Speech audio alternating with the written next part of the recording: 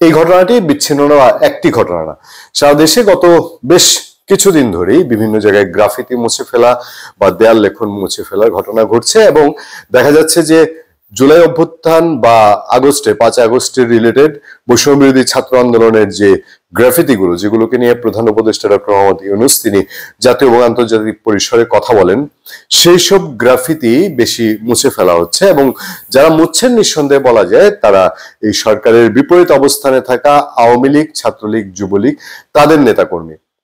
এবার এই বিষয়টা কি আরেকটু বাড়ছে কিনা, ঢাকায় বিভিন্ন জায়গায় ঘটছে, সেটার পাল্টা আবার ব্যবস্থা নেওয়া হচ্ছে। ঢাকা ইউনিভার্সিটিতে ঘটেছে, অন্ধকারে কেউ কেউ মুছে ফেলছে, মুছে ফেলার পর আবার কোথাও কোথাও গ্রাফিতি করা হচ্ছে। তবে এবারের বিষয়টা একটু ভিন্ন রকম, কারণ কিছু কিছু জায়গায় সোশ্যাল মিডিয়ায় অন্তত বলা হচ্ছে এবং বিভিন্ন সোর্সে পাওয়া খবর যে ওই যে গত কিছুদিন ধরে বলা হচ্ছিল আওয়ামী লীগের দায়িত্বশীল নেতারা আত্মগোপনে থেকে ভারত থেকে যেটা বলছেন, পত্রপত্রিকার বরাত দিয়ে আমরা আপনাদেরকে জানাচ্ছিলাম যে তারা কি নতুন কোনো কর্মসূচির কথা বলছেন কিনা। হ্যাঁ বলছিলেন যে এই ফেব্রুয়ারি মাসের শেষ সপ্তাহে তারা কর্মসূচি দিবেন, তবে কর্মসূচিটা কি ধরনের হবে বোঝা যাচ্ছিল না। আমরা সবশেষ একটি বিষয়ের দিকে নজর দিয়েছি এবং সেখান থেকে আমরা জানতে পারলাম যে টেলিগ্রাম গ্রুপের মাধ্যমে, মানে আওয়ামী লীগের ইন্ডিয়া থেকে এখন যত যোগাযোগ সবকিছুই সোশ্যাল মিডিয়া ভিত্তিক, যতগুলো যোগাযোগের মাধ্যম আছে, হয় হোয়াটসঅ্যাপ গ্রুপ, টেলিগ্রাম গ্রুপ, সেগুলোর মাধ্যমে কিছু নির্দেশনা কি এসছে কিনা এবং সেই নির্দেশনা অনুযায়ী কাজ করছে কিনা। আমাদের সামনের সেই জায়গাটিতে শেখ হাসিনাকে প্রধানমন্ত্রী হিসেবে উল্লেখ করে বলা হচ্ছে যে জনপ্রতিনিধিদের সাথে টেলিগ্রাম গ্রুপে দেওয়া বক্তব্যের সারসংক্ষেপ, সেখানে সব উপদেষ্টা সমন্বয়কদের নিজের স্বামী, বউ, সন্তান, মা, বাবার সবার সম্পদের হিসাব বের করতে হবে। ফেব্রুয়ারি থেকে দুর্বার আন্দোলন, দেয়ালের সব বাজে কথা মুছে দিতে হবে। আওয়ামী লীগের চোখে বাজে কথা কি আপনারা জানেন।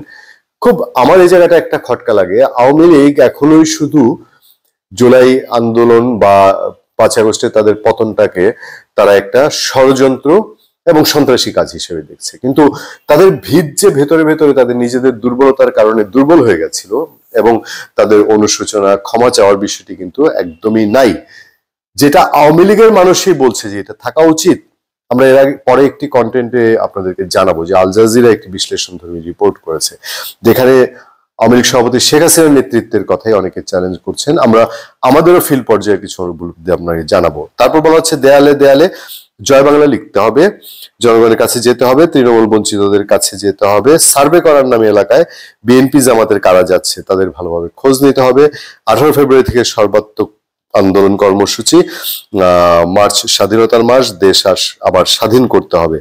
বিএনপি জামাত শিবিরের বহু মানুষ বাংলাদেশের বিভিন্ন জায়গায় গিয়ে সার্ভে করছে, এগুলোর প্রতি বিশেষ নজর রাখতে হবে। যেই গ্রাফিতিটা মোছার আমরা দেখলাম, এটা মানে আওয়ামী লীগ তো শুধুমাত্র ভারতে বসে থেকে যে সে বক্তৃতা, বিবৃতি, সোশ্যাল মিডিয়ায় ভাষণ এতে সীমাবদ্ধ থাকবে না, এটা উপদেষ্টাদের বিভিন্ন কথাই বোঝা যায়। তারা বলছেন যে সাম্প্রতিক সময় দেখা যাচ্ছে যে কিছু কিছু ঘটনা ঘটছে যাতে করে আওয়ামী লীগ ফেরত আসার জন্য কেউ কেউ ভেতর থেকে কাজ করছেন। তারা সরাসরি পুলিশের উপর দোষ দিচ্ছেন যে 80% পুলিশ ছাত্রলীগ করা।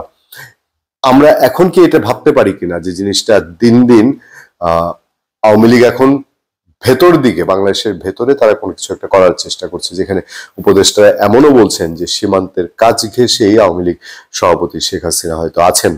ধন্যবাদ সবাইকে, ভালো থাকবেন, সুস্থ থাকবেন। সত্য, করুণা এবং সহনশীলতার সাথে আপনাদের সাথে আমি আতিক রহমান, পূর্ণিয়া।